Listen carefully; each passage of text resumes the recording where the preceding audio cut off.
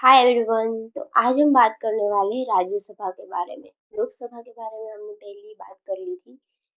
तो राज्यसभा भारत की पार्लियामेंट का अपर हाउस होता है। Rajya Sabha state and union territories का रिप्रेजेंटेटिव होता है एंड वो कॉन्स्टिट्यूशन ऑफ इंडिया के अंडर काम करता है।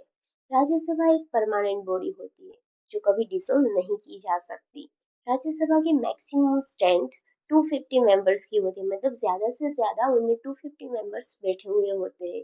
उनमें से 238 मेंबर्स जो होते हैं वो इलेक्ट होते हैं बाय दी, जो हम लोगों ने इलेक्ट किया, मतलब जो आम इंसान स्टेट एंड यूनियन टेरिटरीज में जो रिप्रेजेंटेटिव तरीके से इलेक्ट होते हैं वो लोग इन 238 मेंबर्स को इलेक्ट करते हैं, मतलब उनको चुनते हैं ऐसे अपने रिप्रेजेंटेटिव के तौर पे।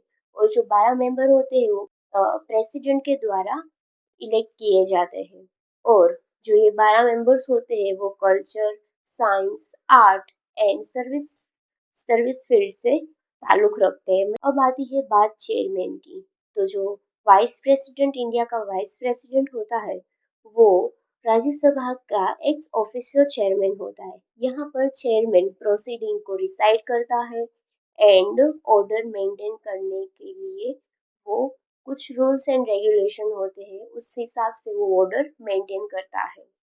राज्यसभा में ज्यादातर वो एक लेजिस्लेचर होता है, तो मतलब वो एक लॉ मेकिंग बॉडी होती है, लॉ मेकिंग प्रोसेसिंग होती है। तो उस हिसाब से राज्यसभा में ज्यादातर बिल्स, हर एक बिल्स को राज्यसभा एंड लोकसभा में पास होना पड़ता है, तभी वो बिल एक मतलब एक लीगली पास थ्रू आउट हो जाता है। पर यहाँ पर बात आती है मनी बिल की। तो मनी बिल सिर्फ लोकसभा में पास होता है।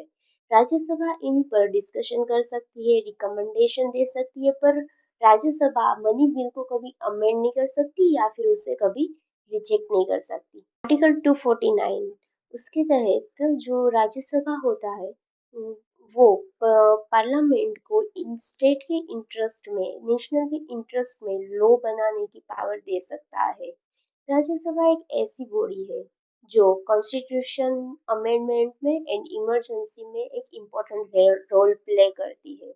और इसी तरह से राज्यसभा एक लॉ मेकिंग बॉडी है जो एक पार्लियामेंट के द्वारा रिव्यू एंड डेलिब्रेशन करता है, जो स्टेट के इंटरेस्ट में स्टेट को रिप्रेजेंट करता है, यूनियन टेरिटरीज को रिप्रेजेंट करता है, और जो लॉ मेकिंग प्रोसेसिंग है उसमें कंटिन्यूटी बनाए रखता है। तो ये बात थी राज्यसभा की। राज्यसभा हमारे लिए बहुत ही महत्वपूर्ण पार्ट रहा।